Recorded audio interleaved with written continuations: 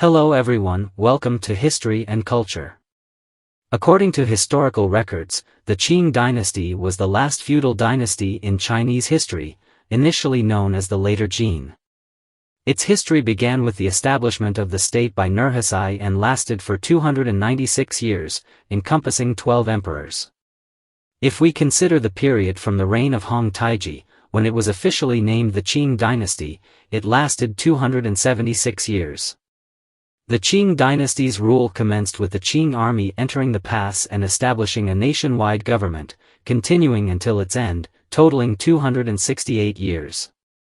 Under the reigns of emperors Guangxu, Yongzheng, and Qianlong, the Qing dynasty reached its peak, achieving unprecedented developmental success. Land reclamation increased, agricultural output flourished, rural economies thrived, social life was stable, and the national strength was formidable.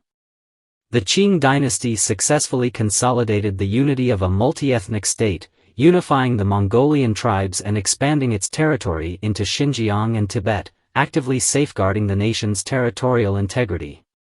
During the Qianlong era, the framework of China as a unified multi-ethnic state was basically established.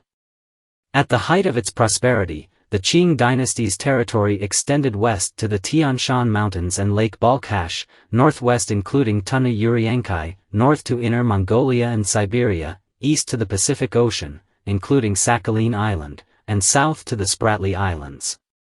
This period encompassed over 50 ethnic groups, achieving an unprecedented level of national unity. Furthermore, the early Qing dynasty saw significant developments in agriculture and commerce, with many prosperous commercial cities emerging in the Jiangnan region and large merchant guilds forming. Thanks to these developments, the population exceeded 400 million, accounting for nearly half of the world's total population at that time. However, the hierarchical system in the Qing dynasty was extremely strict, and a slight misstep could lead to imprisonment. Even among the emperor's concubines, there was a very tight hierarchy. This can be observed from the white cloth strips worn around their necks, which reflected their status and provided convenience for the emperor.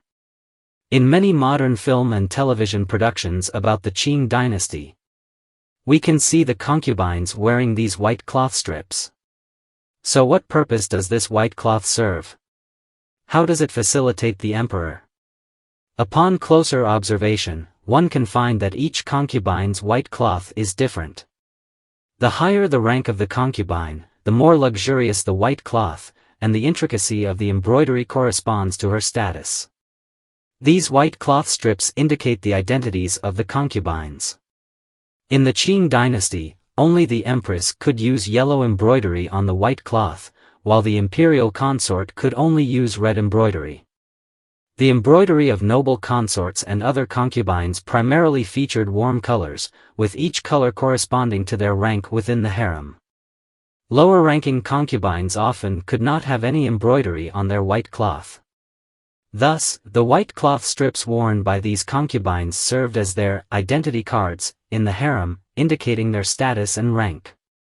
Throughout history, emperors have claimed to have thousands of beauties in their palaces, and the Qing dynasty was no exception. Without a strict hierarchical system to manage these concubines, the harem would surely descend into chaos. Furthermore, the vast imperial palace was not only home to concubines but also many palace maids and eunuchs. Many of these individuals had never met before, and if palace maids or eunuchs encountered a concubine without paying their respects, it could be a capital offense.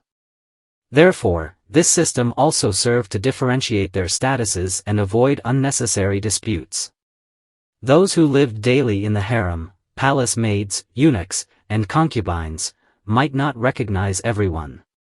Let alone the emperor, who was preoccupied with state affairs and could not possibly remember everyone's rank and identity. Thus, the white cloth helped the emperor distinguish between concubines and palace maids. This not only allowed the emperor to see at a glance but also facilitated the management of the harem. According to some historians, this white cloth strip was originally not merely for distinguishing identities. It was initially used for warmth. It is well known that the Manchu people were a horse-riding ethnic group, and prior to entering the pass. Their ancestors lived in the cold northern grasslands. Due to years of horseback riding and the cold climate, they developed a white cloth strip similar to a scarf. This white cloth strip not only helped the Manchus keep warm but could also be used as a towel, aligning well with the lifestyle of nomadic peoples. During that time of material scarcity, many Han people within the borders found it difficult to possess such white fabric, let alone the Manchus beyond the borders. Thus, typically only Manchu nobles could afford such smooth materials.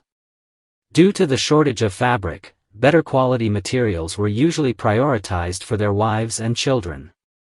This practice led to a custom among Manchu noblewomen of incorporating white fabric into their clothing, gradually evolving into a distinctive scarf of the nomadic culture.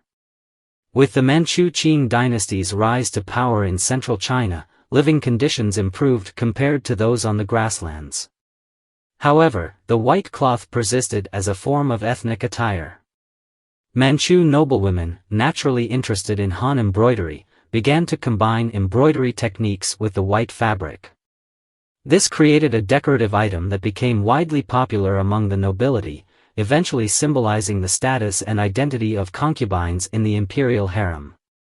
Furthermore, the history of the white cloth highlights the harsh realities of life for the Manchus before their entrance into the Central Plains. As a nomadic people, the Manchus were poorly equipped to withstand natural disasters and extreme weather. Sometimes, a heavy snowfall could lead to the deaths of many in a tribe. They not only lacked warm clothing for winter but also suffered from food shortages, which explains the Qing dynasty's ongoing interest in the resources of the Central Plains. After gaining control over the central territories, the Qing dynasty adopted an attitude of acceptance and integration towards Han culture. This resulted in a blending of Han and Manchu clothing styles, with the white cloth serving as a prime example. According to some historians, the empress would have her white cloth embroidered entirely with bright yellow phoenixes to showcase her status. Other concubines would decorate their white cloth according to their preferences and designated colors, adding a touch of color to their otherwise monotonous lives. Additionally, the white cloth served the emperor as a means to identify the concubines in the harem. Imagine a vast palace filled with hundreds or even thousands of women. Even if the emperor were to meet one new concubine each day, it would take many years to recognize them all. Given the emperor's busy schedule, he spent very little time in the harem. After all, he was human and lacked the energy to pay attention to new concubines. The white cloth allowed the emperor to quickly remember the characteristics of each concubine. If he took an interest in a new concubine, he could easily send someone to find her based on the style of her white cloth. As a concubine's status rose, the embroidery and styles on her white cloth would naturally become more elaborate, serving as a way for her to showcase her status to others. Thus, this traditional attire initially symbolized nobility and later became a form of competition among the concubines in the harem. Only by making their white cloth more luxurious could they attract the emperor's attention, hoping to gain his favor and secure their place in the harem. Some historians have noted that from this simple piece of clothing, one can see the strict feudal hierarchy and the intrigue among the concubines in the Qing court. For the emperors and their consorts, the white cloth was not merely a decorative item. It symbolized their identity and quality of life. Each piece conveyed their status and the hardships they endured. This is the History and Culture channel. Liking and subscribing are the greatest help and support to us. Thank you everyone and see you in the next time.